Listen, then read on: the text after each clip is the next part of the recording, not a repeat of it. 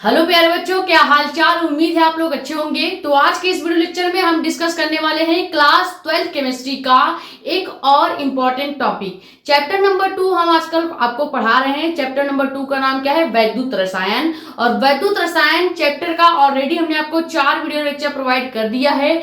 अगर अभी तक आपने उन चारों वीडियो लेक्चर्स को नहीं देखा है तो प्लेलिस्ट में जाके आप सभी वीडियो लेक्चर्स देख सकते हैं। प्लेलिस्ट का नाम क्या है? क्लास 12 केमिस्ट्री 2027 के नाम से नई प्लेलिस्ट हमने बना दी है, जहां पे आपको केमिस्ट्री की सभी वीडियोस देखने को मिलेंगी, चैप्टर नंबर 1 के भी और चैप्टर नंबर 2 के भी। ठीक है, तो वहां से आप चारों वीडियो लेक्चर कवर कर लीजिए। खासकर चैप्टर नंबर 2 का वीडियो लेक्चर 2 जरूर देख लीजिएगा, जिसमें हमने आपको मोलर चालकता और तुल्यांकी चालकता पढ़ा रखा है। और जब हम आपको मोलर चालकता तुल्यांकी चालकता पढ़ा रहे थे तभी आपको बताया था कि आगे इसी चैप्टर में जब हम कोलराउस का नियम और निर्णय समीकरण पढ़ेंगे तो मोलर चालकता का सिंबल और तुल्यांकी चालकता का सिंबल यूज होने वाला है। ठीक है, इसलिए वहां पे हमने केवल परिभाषा और फॉर्मूला ही बताया था और ये भी कहा था कि ये ध्यान से पढ़ लीजिए, इसका यूज आगे आप इन्हीं चैप्टर्स में करेंगे।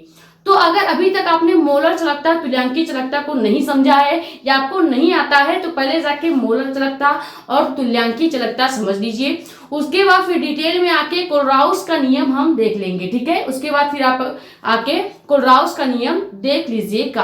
वीडियो लेक्चर 5 जो है, इसमें हम एक मोस्ट इंपॉर्टेंट टॉपिक डिस्कस करने वाले हैं और चैप्टर नंबर 2 से चाहे जो हो जाए, हर साल कोलराउस का नियम और निर्णय समीकरण किसी न किसी सेट में डायरेक्ट छपते हैं।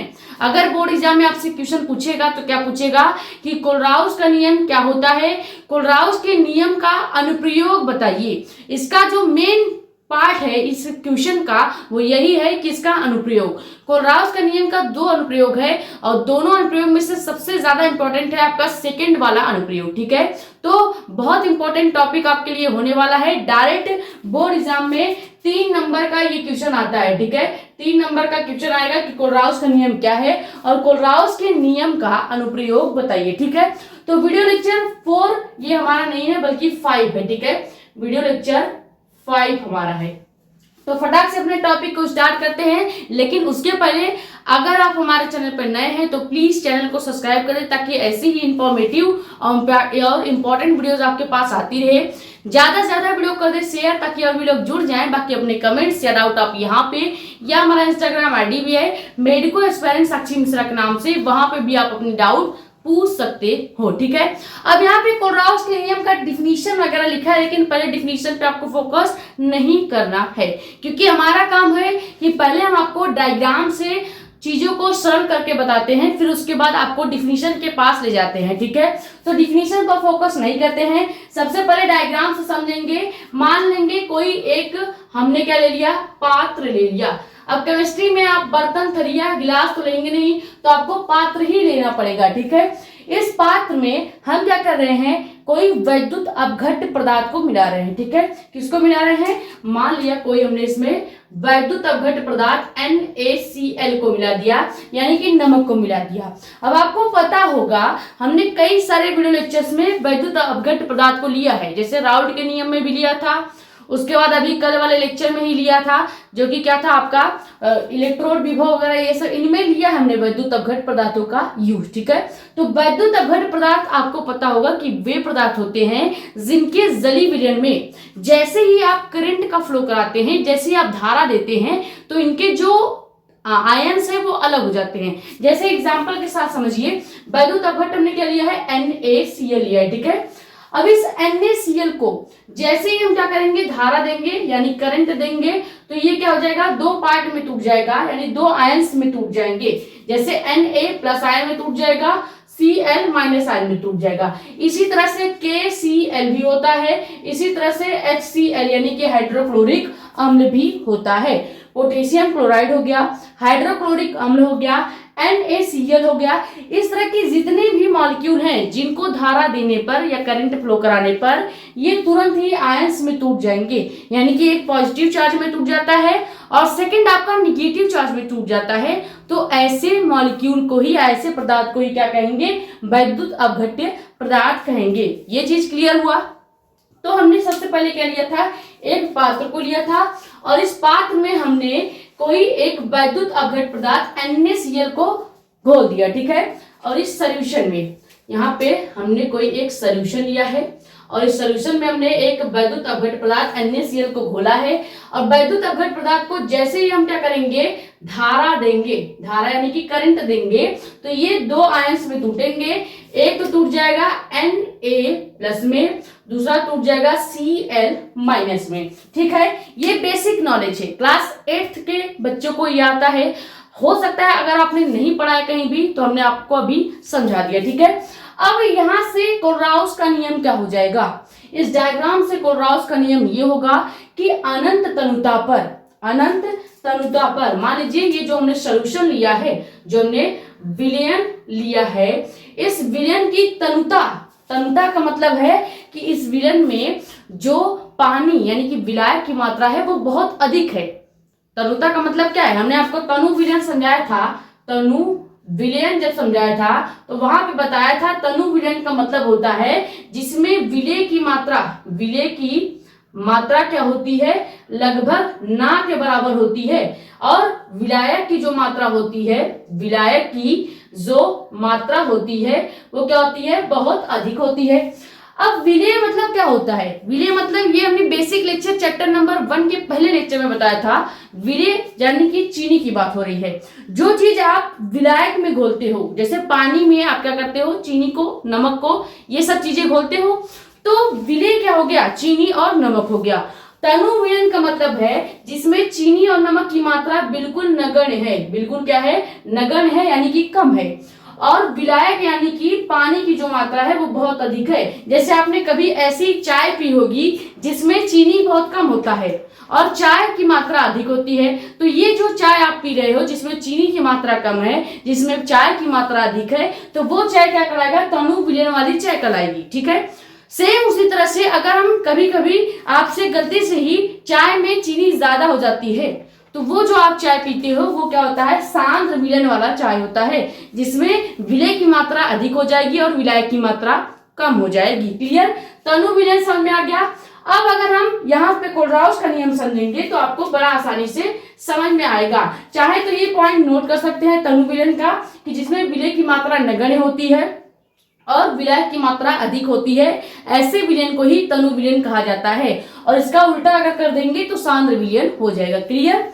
ये हम इरेज कर देते हैं। अब हमने क्या कहा कि कोलराउस ने अपना नियम क्या दिया है कि जो हमने विलयन यूज किया है, विलयन का मतलब होता है कि विलय यानी कि जो हमने वैद्युत अपघट पदार्थ लिया है वो हो गया विलय, इसमें हम मिला क्या रहे हैं, वैद्युत अपघट पदार्थ को। ठीक है, तो वैद्युत अपघट पदार्थ तो विलय हो गया। अब है इसमें क्या, केवल विलय से तो विलयन बनेगा नहीं। विलयन का मतलब क्या होता है कि विलय और विलायक का, विलय प्लस विलायक का मिश्रण यानी कि चीनी प्लस पानी का मिश्रण ही क्या कहलाएगा, शरबत कहलाएगा, और वो शरबत ही क्या होता है, वो शरबत ही विलयन होता है। तो हमने यहाँ पे विलय पदार्थ क्या लिया है, NaCl लिया है, और विलायक क्या लिया है, विलायक हमने पानी ले लिया है। तो जब भी हम NaCl और पानी, विलय और विलायक को मिलाएंगे तभी तो विलयन बनेगा। अब इस विलयन का हमने क्या मान लिया है कि इस विलयन की जो तनुता है वो क्या है, अनंत है, यानी कि अनंत तनुता पर। ठीक है, अनंत तनुता पर। अब तनुता का मतलब समझ में आ गया है, जिसका मतलब क्या हो जाएगा, तनु विलयन का मतलब समझ में आ गया ना। सेम वही चीज यहाँ भी है, तनु विलयन का मतलब यही हमने समझाया कि विलय की मात्रा नगण्य होती है और विलायक की मात्रा अधिक होती है। यानी कि यहाँ पे अगर वही चीज लागू करें अनंत तनुता के लिए तो क्या हो जाएगा, NaCl की मात्रा बहुत कम हो जाएगी पूरे सॉल्यूशन में, और पानी की यानी कि विलायक जो हमने लिया है उस पानी की मात्रा बहुत अधिक हो जाएगी। क्लियर, यही चीज समझाने का हमारा मतलब था, अनंत तनुता का मतलब क्या है। क्लियर हो गया, चाहो तो लिख सकते हो। अनंत तनुता का मतलब है कि विलय की मात्रा जो है वो क्या है, नगण्य है, यानी कि NaCl क्या है, नगण्य है। ठीक है, और पानी यानी कि हम लिख सकते हैं क्या, विलायक की मात्रा क्या है, अधिक है, और ये चीज ही अनंत तनुता कहलाएगी। अनंत तनुता का केस आपको क्लियर हो गया होगा। अब हम डिफिनीशन क्या लिखेंगे। अब कोलराउस ने अपना नियम दिया था कि इस नियम के अनुसार अनंत तनुता पर किसी वैद्युत अपघट के, वैद्युत अपघट क्या है, NaCl, किसी वैद्युत अपघट की मोलर चालकता जो होती है वो विलयन में उपस्थित, इस पूरे विलयन में उपस्थित धनायनों तथा ऋणायनों, विलयन में कौन कौन धनायन है, Na+ का धनायन है और Cl- का ऋणायन है, ठीक है। इस विलयन में उपस्थित धनायनों तथा ऋणायनों के योग के या मोलर चालकता के योग के बराबर होता है। क्लियर। फिर से परिभाषा सुन लीजिए। इन्होंने अपना परिभाषा क्या दिया था कि अनंत तनुता पर, कोलराउस के नियम के अकॉर्डिंग, अनंत तनुता पर किसी वैद्युत अपघट्य का जो मोलर चालकता होगा, सबसे पहले वैद्युत अपघट्य की जो मोलर चालकता होगी वो इस पूरे सॉल्यूशन में प्रेजेंट Na+Cl यानी कि धनायन और ऋणायन के मोलर चालकताओं के योग के बराबर होगा। क्लियर। अब यहां से अगर हम फॉर्मूला लिखना चाहें तो क्या लिख सकते हैं, देखो मोलर चालकता को हम किससे प्रदर्शित करते हैं, λm से प्रदर्शित करते हैं। ये हमने जब लेक्चर नंबर 2 दिया था इस चैप्टर का, मोलर चालकता और तुल्यांक चालकता आपको पढ़ाया था, तो वहां पे डिटेल में बताया था कि मोलर चालकता को, मोलर चालकता अगर कहीं पर लिखना होगा तो आप क्या सिंबल यूज करेंगे, λm लिखेंगे। λm का मतलब होता है मोलर चालकता। क्लियर। अब हमें क्या कहा जा रहा है कि पहले हमें अनंत तनुता लेना है, यानी कि अगर इसी λm के ऊपर हम इस तरह से इन्फिनाइट का सिंबल लगा दे तो ये पूरा जो सिंबल हो जाएगा, यानी λm और इन्फिनाइट का जो पूरा सिंबल होगा, इस पूरे सिंबल को हम क्या कहेंगे, अनंत तनुता पर, अनंत तनुता पर मोलर चालकता का सिंबल हो जाएगा। क्लियर हो गया। केवल मोलर चालकता आपको लिखना होगा तो आप क्या लिखेंगे, λm लिखेंगे, ठीक है। और अगर आपको अनंत तनुता पर मोलर चालकता निकालना होगा तो आप λm के ऊपर इन्फिनाइट यानी कि इस तरह का निशान लगाएंगे, और जब पूरा ये सिंबल लिखेंगे तो इस पूरे सिंबल का मतलब हो जाएगा अनंत तनुता पर मोलर चालकता। अब इतना तोड़ तोड़ के चीजों को आपको कोई नहीं समझाएगा, सब डायरेक्ट फॉर्मूला लिख के चले जाते हैं और कह देते हैं ये मोलर चालकता है, ये इसका प्लस आयन है, ये इसका ऋण आयन है। लेकिन हमने आपको पहले समझाया कि मोलर चालकता या अनंत तनुता पर मोलर चालकता को कैसे लिखा जाता है, ठीक है। तो फॉर्मूला लिखते हैं।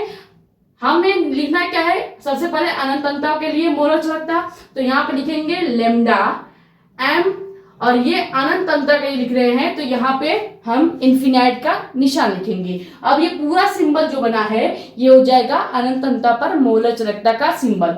और परिभाषा के अकॉर्डिंग अगर हम लिखना चाहें तो क्या हो जाएगा, पहले हमें लेना है अनंत तनुता पर किसी वैद्युत अपघट्य की मोलर चालकता, तो ये तो हो गई अनंत तनुता पर मोलर चालकता।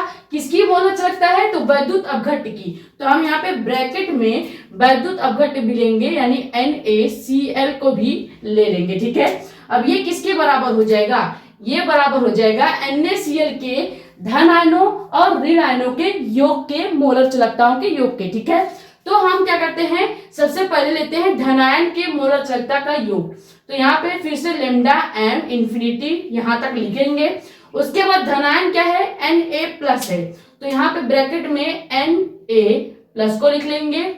बीच में हम फॉर्मूले वाला सिंबल लगाएंगे जो कि हमने क्या कहा है डिफिनीशन में कि जो मोलर चालकता है इसके योग के बराबर होता है, तो ये धनायन हो गया।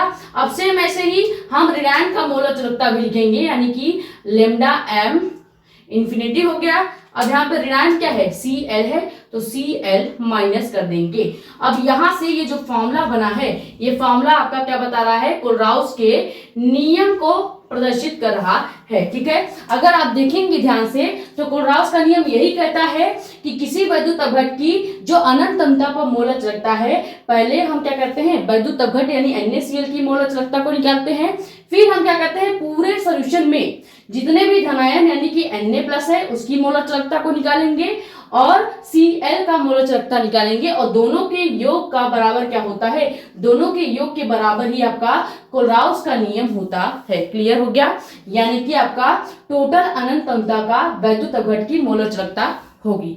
ये चीज आपको समझ में आई या नहीं। ऐसे आप किसी भी, जरूरी नहीं है कि आप NaCl को ही वैद्युत अपघट्य के रूप में ले, आप चाहे तो HCl का भी सेम निकाल सकते हैं।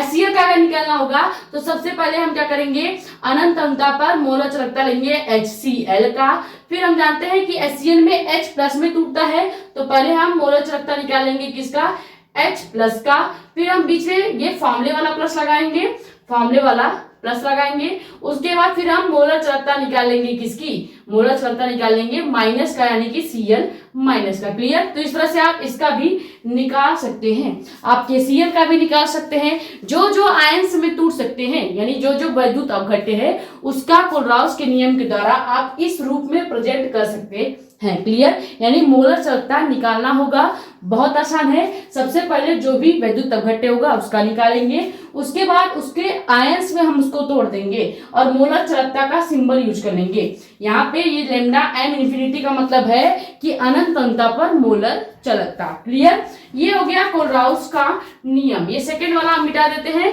फर्स्ट वाला हमने एग्जाम्पल से आपको समझाया है, फर्स्ट वाला ही आप नोट कीजिएगा। तो पहले कोलराउस के नियम का आप स्क्रीनशॉट कर लीजिए, फिर देखते हैं मोस्ट इंपॉर्टेंट इसका सेकेंड टॉपिक जो कि क्या है, कोलराउस के नियम का अनुप्रयोग। क्योंकि ज्यादातर जो क्वेश्चन आते हैं वो इस वाले फॉर्मूले पे आएंगे। अगर आपसे न्यूमेरिकल पूछा जाएगा तो इसी रूप में न्यूमेरिकल्स को हल करवाया जाता है। आपको कोई भी एक सोल्यूशन दे देगा, इस तरह से वैद्युत अवघट्य पदार्थ दे देगा और उस वैद्युत अवघट्य पदार्थ का एक मान दे देगा। ठीक है, ऐसे 2-3 वैद्युत अवघट्य पदार्थ देगा और आपको उसके मान दे देगा और बोलेगा कि जो थर्ड वाला है, जैसे देखिए यहाँ पे क्या है, NaCl हमने लिया है, हो सकता है वो NaCl, HCl और कुछ और वैद्युत अवघट्य पदार्थ को मिला के एक चौथा वैद्युत अवघट्य पदार्थ के लिए आपसे मान निकलवाए। ठीक है, जैसे अभी हम जब कोलराउस का सेकेंड लॉ देखेंगे तो वहां पे आपको पता चलेगा कि कोलराउस के नियम से कैसे न्यूमेरिकल्स पूछे जाते हैं। क्लियर? ये फॉर्मूला, ये फॉर्मेट याद रखिएगा, इसी फॉर्मेट पे न्यूमेरिकल्स को हल करना पड़ेगा। सबसे पहले आपको वैद्युत अवघट्य को इसी फॉर्मेट में तोड़ना पड़ेगा, तभी जाके आप मोलर चालकता को निकाल सकते हैं।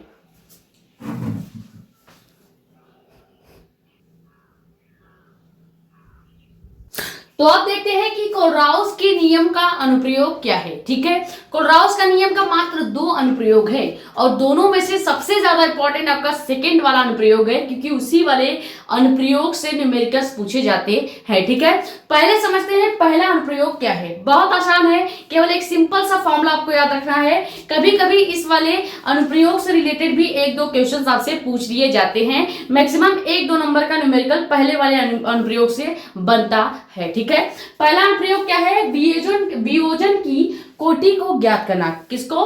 वियोजन की कोटि को ज्ञात करना। कैसे ज्ञात करते हैं वियोजन की कोटि को?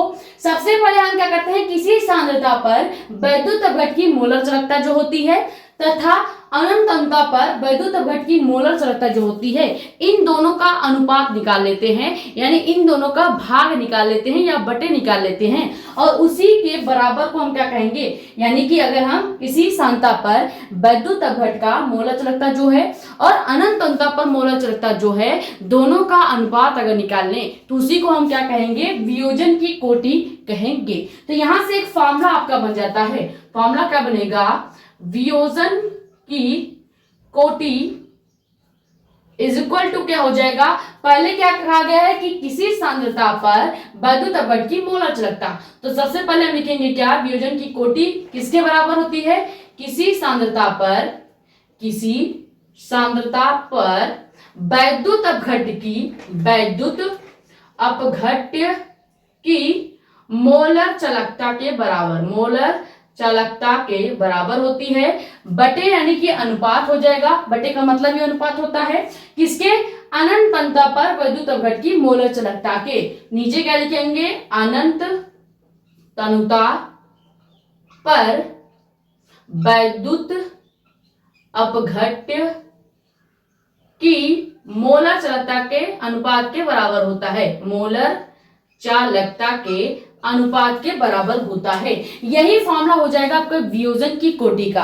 अब आपको लग रहा होगा यार कि दीदी इतना बड़ा वियोजन की कोटि का फॉर्मूला हो गया, हमको वियोजन की कोटि का फॉर्मूला इतना बड़ा याद करना पड़ेगा कि वियोजन की कोटि इज इक्वल टू किसी सांद्रता पर वैद्युत अवघट्य की मोलर चालकता बटे अनंत अंतता पर वैद्युत अवघट्य की मोलर चालकता। ये तो कुछ ज्यादा नहीं हो गया, कुछ लंबा नहीं हो गया, तो इसको शॉर्ट फॉर्म में करते हैं। हम क्या करेंगे, वियोजन की कोटि को सिंबल से रिप्रेजेंट करेंगे और ये जो बटे में ये हिंदी वगैरह इतना सब लिखा है इसको भी सिंबल से यूज करते हैं। तो क्या हो जाएगा, वियोजन की कोटि को अल्फा से प्रेजेंट करते हैं इज इक्वल टू किसी सांद्रता पर वैद्युत अवघट्य की मोलर चालकता की बात की जा रही है। हमने आपसे क्या बोला, केवल मोलर चालकता को ही किससे रिप्रेजेंट किया जाता है, लैम्डा m से प्रेजेंट किया जाता है।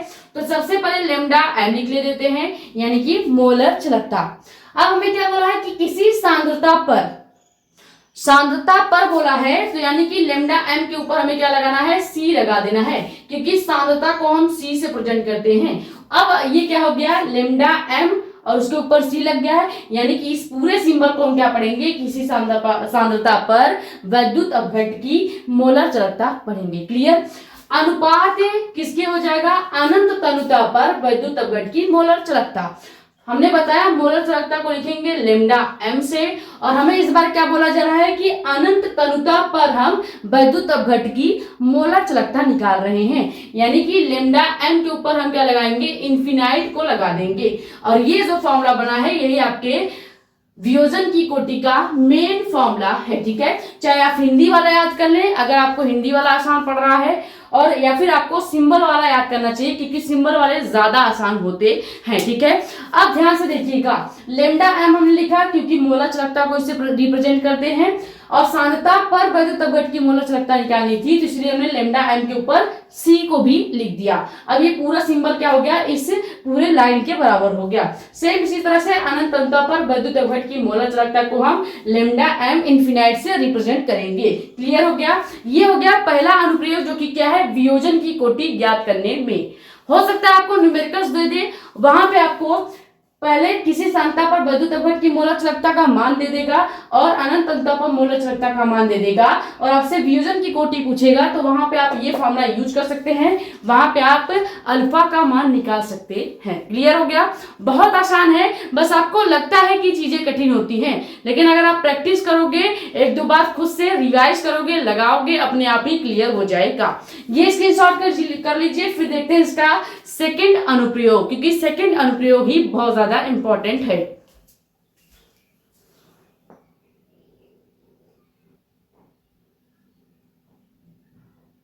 तो सेकंड अनुप्रयोग आपका क्या है, सेकंड अनुप्रयोग के एक एग्जांपल से समझेंगे कि कैसे यहाँ पे क्वेश्चंस पूछे जाते हैं। ठीक है, सेकंड वाला अनुप्रयोग है कि दुर्बल वैद्युत अपघट की मोलर चालकता को ज्ञात करना।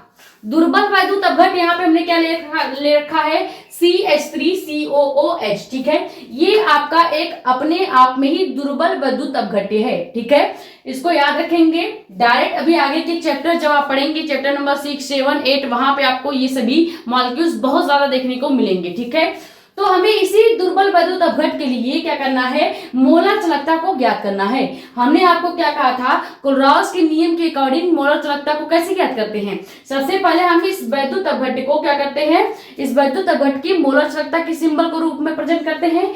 यानी कि अगर हमें इस दुर्बल वैद्युत अपघट की मोलर चालकता को ज्ञात करना पड़ेगा तो हमें क्या निकालना होगा, मेन जो चीज हमें निकालनी है वो निकालनी क्या है, ये हो गई मोलर चालकता। मान लेते हैं अनंत तनुता पर मोलर चालकता किसकी, सबसे पहले वैद्युत अपघट की, यानी कि CH3COOH की, इज इक्वल टू, हमें पता है कि CH3COOH में CH3CO निगेटिव में टूटता है, COO तक निगेटिव टूटेगा और H आपका प्लस में टूटेगा।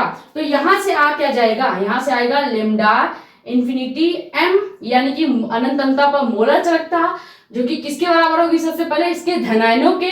तो धनायन क्या हो जाएंगे, CH3COO, ये आपका ऋणायन हो गया। तो पहले ऋणायन में तोड़ लेते हैं,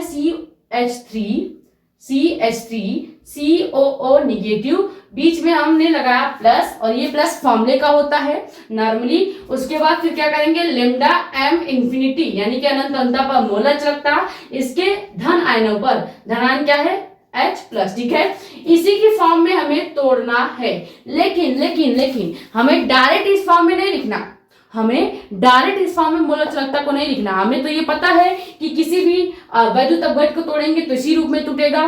पहले इसके आयंस निगेटिव वाले अलग हो जाएंगे और पॉजिटिव वाले अलग हो जाएंगे। दोनों निगेटिव और पॉजिटिव के मोलर चालकता हमने योग कर दिया, और इसी को हम क्या करते हैं, कोलराउस का नियम करते हैं। ऐसा ही सेम हमने NaCl का एग्जाम्पल के साथ अभी देखा। ठीक है, अब आपको यही चीज इन तीनों वैद्युत अपघट के लिए करना है सबसे पहले, यानी आपको HCl का इसी रूप में लिखना है, फिर CH3COO Na को इस रूप में लिखना है, फिर NaCl को इस रूप में लिखना है, फिर तीनों का आपको क्या करना है, जोड़ के घटा के किसी भी तरह से आपको CH3COOH का ये वाला फॉर्मेट लेके आना है। ठीक है, ये आपको एक टास्क आपको एग्जामिनर देगा। क्लियर, बहुत ज्यादा इंपॉर्टेंट है, बहुत आसान है, एक बार करके आपको दिखा देंगे, अपने आप ही क्लियर हो जाएगा। ठीक है, अब याद रखिएगा, मेन हमें जो आंसर निकालना है वो यही निकालना है कि किसी दुर्बल वैद्युत अपघट की मोलर चालकता को इस रूप में ही ज्ञात करना है। और आपको पता है, जब भी कोलराउस के नियम से मोलर चालकता आप निकालेंगे तो कभी भी जब वैद्युत अपघट को लेते हैं तो पहले वैद्युत अपघट को मोलर चालकता को हम इस रूप में प्रदर्शित करते हैं, फिर इसके जितने भी ऋणायन और धनायन होंगे उसको भी हम मोलर चालकता के रूप में दर्शा लेंगे, और इन सबके योग को ही क्या कहेंगे, उस पूरे वैद्युत अपघट की मोलर चालकता का योग कहेंगे। क्लियर, अब हमको यही चीज निकालना है, ये चीज आपको याद रखिएगा।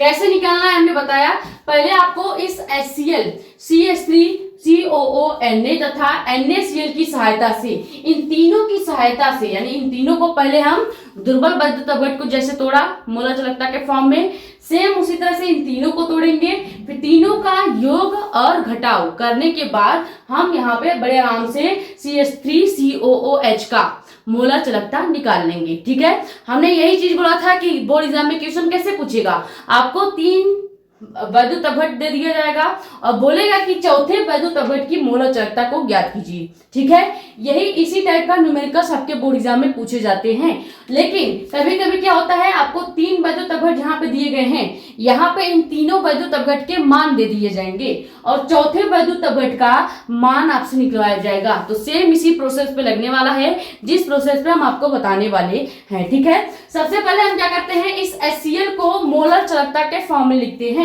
तो हम जानते हैं कि अनंत तंत्र पर मोलर चालकता तो हमेशा रहेगा ही। पहले हम निकाल रहे हैं HCl के लिए, तो पहले हम क्या ले लेंगे, पूरा का पूरा HCl ले लेंगे। ठीक है, HCl ले लिया मॉलिक्यूल को, उसके बाद इज इक्वल टू हम लगाएंगे क्या, अनंत तंत्र पर मोलर चालकता H प्लस आयन में टूटता है, तो हम पहले लिखेंगे H प्लस आयन में। ठीक है, उसके बाद हम लिखेंगे फॉर्मूले वाला प्लस। ठीक है, फॉर्मूले वाला प्लस, उसके बाद फिर क्या लिखेंगे, लेमडा m इंफिनिटी। अब Cl माइनस में टूट जाएगा तो लास्ट में हम Cl माइनस को भी लिख लेंगे। ये हम मान लेते हैं समीकरण अपना 1 हो गया। ठीक है, HCl को हमने मोलर चालकता के फॉर्म में तोड़ दिया। बहुत आसान है, जब भी मोलर चालकता के फॉर्म में तोड़ेंगे याद रखिएगा, पहले हम लेमडा m इंफिनिटी को लिखते ही हैं, फिर उसके बाद जिस भी वैद्युत अपघट को आप तोड़ रहे हैं, जैसे हम HCl को तोड़ रहे हैं तो HCl को लिखेंगे, फिर हम यहाँ पे लेमडा m इंफिनिटी लिखेंगे ही। अब यहाँ पे H प्लस में टूटता है Cl माइनस में, तो एक बार हम लेमडा m इंफिनिटी को H प्लस के साथ लिखेंगे, फिर लेमडा m इंफिनिटी को Cl माइनस के साथ लिखेंगे। सेम इसी तरह से दूसरा भी निकालते हैं। दूसरा क्या है आपका, दूसरा है CH3COONA। ठीक है, तो लेमडा m इंफिनिटी रहेगा ही, फिर से हम क्या लेंगे, पूरा वैद्युत अपघट लिखेंगे जो कि क्या है CH3COONA हो गया, इज इक्वल टू, फिर से हम ले लेंगे लेमडा m इंफिनिटी। अब यहाँ पे ध्यान दीजिएगा, CH3COO जो है ये निगेटिव में टूटेगा, तो यहाँ पे हमने सबसे पहले लेमडा m इंफिनिटी लिखा, फिर यहाँ पे लिखेंगे CH3COO निगेटिव यानी माइनस वाले आयन को तोड़ लिया। फिर हम क्या करेंगे, फॉर्मूले का प्लस लगाएंगे और लेमडा m इंफिनिटी फिर से लिखेंगे। अब इस लेमडा m इंफिनिटी को हम Na प्लस के साथ लिखेंगे, Na प्लस के साथ लिखेंगे, क्योंकि हमें पता है CH3COO निगेटिव और Na जो है ये पूरा आयन किस में टूटता है, पहले टूटेगा CH3COO निगेटिव में यानी कि ऋणायन में और धनायन में। तो ऋणायन और धनायनों का जो योग है वही इस पूरे मॉलिक्यूल यानी पूरे वैद्युत अपघट की मोलर चालकता कहलाएगी। क्लियर, इसको हम मान लेते हैं समीकरण 2 है। ठीक है, अब इसी तरह से NaCl की भी हम क्या करेंगे, मोलर चालकता को ज्ञात कर लेंगे। बहुत आसान है, अब आपको समझ में आ गया होगा मोलर चालकता को कैसे निकाला जाता है। हमें NaCl का निकालना है तो अनंत तंत्र पर मोलर चालकता ये तो लिखेंगे ही, किसके निकालना है, NaCl की, तो हम यहाँ पे नीचे ब्रैकेट में NaCl को लिख देंगे। क्लियर, अब हमें पता है कि NaCl में Na प्लस में टूटता है और Cl माइनस में टूटता है, यही एग्जाम्पल हमने लेके समझा था कोलराउस के नियम को। तो सेम वही चीज लिख देंगे, लेमडा m इंफिनिटी, यहाँ पे Na प्लस में टूट जाएगा तो Na को प्लस में तोड़ लेते हैं, उसके बाद फॉर्मूले वाला प्लस लगाएंगे और लेमडा m इंफिनिटी फिर से लिखेंगे, उसके बाद क्या लिखेंगे, Cl माइनस में, क्योंकि क्लोरीन जो है हमेशा माइनस में टूटता है। ये हो गया समीकरण 3। ठीक है, अब समीकरण 3 तक हमने इसको बना लिया। यही चीज हमें करनी थी कि हमें HCl, CH3, COO, Na तथा NaCl की सहायता से इस दुर्बल वैद्युत अपघट की मोलर चालकता को ज्ञात करना है। अब हम क्या करेंगे, ये जो तीनों समीकरण हमने बनाया है, यानी HCl की मोलर चालकता जो हमने निकाली है और CH3, COO, Na की मोलर चालकता जो निकाली है और NaCl की जो मोलर चालकता निकाली है, इन तीनों समीकरणों को पहले हम क्या करेंगे, समीकरण 1 व 2 को जोड़ेंगे। फिर उसके बाद समीकरण 1 व 2 को जोड़ने के साथ साथ ही समीकरण 3 को घटा देंगे, तब जाके जो मान निकलेगा वो हमने पहले जो आपको फॉर्मूला बताया था इस दुर्बल वैद्युत अपघट का, उसी फॉर्मेट में इसकी मोलर चालकता निकल जाएगी। अब आप कहेंगे कि इतना लंबा प्रोसेस करके निकालने की क्या जरूरत था, आपने तो शुरू में ही निकाल के बता दिया। तो शुरू में निकाल के इसलिए बता दिया ताकि जब आप इस लंबे प्रोसेस से प्रूव करके बताएं तो आपको पता होना चाहिए कि यही जो हमने पहले बताया था वही मान आएगा। क्लियर? अब ये चीज आपको समझ में आ गया। तो यहां पे लिखते हैं समीकरण 1 व 2 को जोड़कर 3 को घटाने पर, ठीक है, समीकरण 1 व 2 को जोड़ते हैं और समीकरण 3 को घटा देते हैं। बहुत आसान है। सबसे पहले हमें निकालना क्या है, अब हमें इस दुर्बल वैद्युत अपघट की मोलर चालकता को निकालना है। तो जब भी हम समीकरण 1 व 2 को जोड़ेंगे और 3 को घटाएंगे तो हम दुर्बल वैद्युत अपघट के लिए ये चीजें कर रहे हैं। यानी कि हमें यहाँ पे क्या लिखना पड़ेगा, यहाँ पे हम लिखेंगे अनंत अंतता पर मोलर चालकता, वो भी किसकी, इस CH3 COOH की। ठीक है, अब समीकरण 1 व 2 को जोड़ना है तो कुछ नहीं करेंगे, केवल समीकरण पहले 1 को लिखेंगे जो कि क्या हो जाएगा, lambda m infinity H plus, फिर बीच में ये फॉर्मूले का प्लस है, फिर लिखेंगे lambda m infinity Cl minus. Clear? उसके बाद समीकरण 1 को समीकरण 2 के साथ जोड़ना है तो बीच में क्या करेंगे, प्लस को लगा देंगे। अब समीकरण 2 क्या है, lambda m infinity CH3 COO negative है पहले, तो यही लिखेंगे lambda m infinity CH3 COO negative हो गया, फिर प्लस लगाएंगे फॉर्मूले वाला, फिर उसके बाद lambda m infinity Na plus हो जाएगा। समीकरण 1 और समीकरण 2 को हमने तो जोड़ दिया। ठीक है, अब हमें क्या करना है, इसी में समीकरण 3 को घटाना है। ठीक है, पहले देखते हैं आपको नीचे तक दिख रहा है या नहीं दिख रहा है। तो देखो समीकरण 1 ये हो गया जिसमें H हो गया और Cl हो गया। ठीक है, ये हो गया पूरा HCl की मोलर चालकता का मान। उसके बाद हमने समीकरण 2 को लिखा है जो इसमें CH3 COO निगेटिव हो गया और Na प्लस हो गया। तो ये दोनों समीकरण हमने जोड़ दिया। अब हम क्या करेंगे, माइनस करेंगे समीकरण 3 को। समीकरण 3 क्या है, जिसमें Na प्लस है और Cl माइनस है। तो फिर से लिखेंगे क्या कि lambda m infinity Na plus और फिर बीच में फॉर्मूले वाला प्लस हो गया और यहाँ पे लेमडा m इंफिनिटी हो जाएगा आपका क्या, Cl माइनस। ठीक है, अब हम क्या करेंगे कि जो जो चीजें कट रही हैं वो हम काट देंगे और लास्ट में आपका वही मान आएगा जो हमने शुरू में बताया था। शुरू हमने क्या बताया था कि इस दुर्बल वैद्युत अपघट का मान क्या आएगा, lambda m CH3 COOH is equal to lambda m infinity, पहले CH3 COO माइनस आ जाएगा और फिर लगेगा plus lambda m infinity H plus. ठीक है, यही मान लास्ट में आएगा। अभी हम काट के देख लेते हैं। ठीक है, जैसे Na प्लस से इस lambda m infinity Na plus से ये लेमडा m माइनस वाला इंफिनिटी प्लस वाला टूट जाएगा। यहाँ पे एक चीज ध्यान रखिएगा, जब भी आप माइनस करेंगे तो ये जो लेमडा m Na प्लस बीच में फॉर्मूले का प्लस लग रहा है ये भी माइनस हो जाएगा। यानी थर्ड वाला समीकरण जो प्लस में था, बीच में प्लस था ना, तो हम इस पूरे को माइनस कर देंगे। यानी पहले माइनस का निशान लगाएंगे, जब समीकरण 3 को लिखेंगे तो हर में बीच में प्लस लगाते थे, लेकिन यहाँ पे हम बीच में माइनस लगा देंगे, तभी आपका Na से कट जाएगा और ये Cl वाला पार्ट इस Cl वाले पार्ट से कट जाएगा। तो वही चीज आपका बच गया जो हमने पहले बताया। बचा क्या है, लेमडा m CH3 COOH और यहाँ पे lambda m infinity H plus का बच गया और CH3OO का बच गया। यानी कुल मिला के यही फॉर्मेट हमने प्रूव कर दिया है। आप चाहे तो भाग देने वाला सिस्टम खुद से करके देख सकते हैं, तब आपको ज्यादा क्लियरिटी आ जाएगी। बाकी हमने दुर्बल वैद्युत अपघट की मोलर चालकता को ज्ञात कर लिया। जब आप समीकरण 1 व 2 को जोड़ेंगे, 3 को घटाएंगे, Na से Na कट जाएगा और अनंत तनुता की मोलर चालकता Cl वाली और यहाँ पे भी Cl वाली कट जाएगी, केवल ये प्लस वाला H प्लस वाला बचेगा और CH3COO निगेटिव वाला बचेगा, जो कि हमें ज्ञात करना था। यही आपका मेन आंसर हो जाएगा। ठीक है, तो ये हो गया कोलराउस का नियम और कोलराउस के नियम का अनुप्रयोग। सबसे ज्यादा इंपॉर्टेंट आपका कोलराउस के नियम का ये सेकंड अनुप्रयोग ही है। हम लिख देते हैं मोस्ट इंपॉर्टेंट। इसी पे न्यूमेरिकल्स बनते हैं। क्या बनते हैं? न्यूमेरिकल्स बहुत ज्यादा बनते हैं और इसी टाइप का न्यूमेरिकल पूछा जाएगा। हो सकता है कि यही न्यूमेरिकल आपके बोर्ड एग्जाम में पूछ लिए जाए। बहुत आसान है, केवल 2-3 इस तरह से वैद्युत अपघट दिया जाएगा, चौथे का आपको मान निकालने को कहेगा, मोलर चालकता निकालने को कहेगा, या हो सकता है कि 2-3 वैद्युत अपघट देकर उसका मान पहले से दे दे और चौथे का मान आपसे निकलवा ले। तो इसी तरह से आपको पहले तीनों को वैद्युत मोलर चालकता के फॉर्म में लिखना पड़ेगा, फिर तीनों का जोड़ घटाना करने के बाद मेन आपको मोलर चालकता निकालनी पड़ेगी। क्लियर? तो ये हो गया कोलराउस का नियम और कोलराउस के नियम का अनुप्रयोग। ठीक है, बहुत ही ज्यादा डिटेल में बेसिक से बेसिक जानकारी देते हुए हमने आपको पूरा कोलराउस का नियम डिटेल में समझा दिया। अब इससे आसान आपको कोई नहीं समझाएगा, बाकी आपका खुद ही ये दायित्व बनता है कि आप एक बार खुद से रिवीजन करें, एक बार खुद से ये चीजें जो प्लस माइनस की चीजें हैं एक बार खुद से बैठ के लगाएं, तो आपको ज्यादा क्लियर हो जाएगी। बाकी अब आपको क्या करना है, जैसे ये लेक्चर कंप्लीट हुआ है, पहले आपको क्लियर करना है कोलराउस का नियम का है, आपको फिर से पढ़ना है।